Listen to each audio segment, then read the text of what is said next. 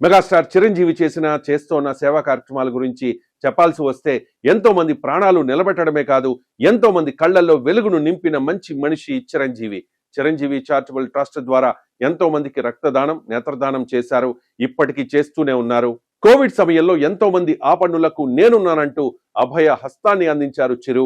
సరైన సమయంలో ఆక్సిజన్ అందక ప్రాణాలు కోల్పోతోన్న అభాగ్యులను చూసి చలించిపోయిన చిరు 2 తెలుగు రాష్ట్రాల్లోని వివిధ ఆసుపత్రులకు ఆక్సిజన్ సిలిండర్లను సరఫరా చేశారు. లాక్డౌన్ వల్ల చిన్నాభిన్నమైన కొందరి జీవితాల్లో ఆశలను చిగురింపజేశారు. ముఖ్యంగా సినీ కార్మికుల కుటుంబాలకు నిత్యావసరాలను అందించారు. ఇక సినిమాల్లో ఒక వెలుగు వెలిగి చివరి దశలో దీనావస్థకు చేరుకున్న ఎంతో మంది కళాకారులకు వ్యక్తిగతంగా ఆర్థిక సహాయాన్ని అందించారు. తన దృష్టికి వచ్చిన ఎందరో అభాగ్యులకు చేయూతనిచ్చారు.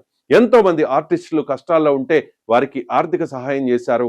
స్టార్ హీరోగా ఎంతో ఎత్తుకు ఎదిగిన చిరంజీవి ప్రజాసేవలోనూ శిఖరం ఎత్తు అని నిరూపించారు. 1998 అక్టోబర్లో చిరంజీవి చారిటబుల్ ట్రస్ట్ను స్థాపించి ఐ అండ్ బ్లడ్ బ్యాంకులతో సేవలు ప్రారంభించారు. ప్రపంచవ్యాప్తంగా ఉన్న తన అభిమానుల్ని ఇందులో భాగం చేశారు.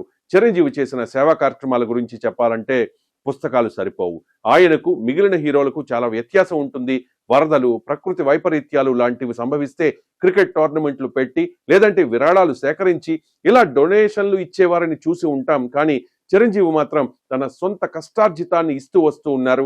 రక్తదానం, నేత్రదానం అంటూ ఎంతో మంది ప్రాణాలను కాపాడి వారి మదిలో జై చిరంజీవగా నిలిచిపోయారు. Chiranjeevi blood bank, eye bank ద్వారా చేసిన పనులే కాకుండా కరోనా సమయంలో ఎంతో మందికి ఎన్నో రకాలుగా సహాయం చేశారు.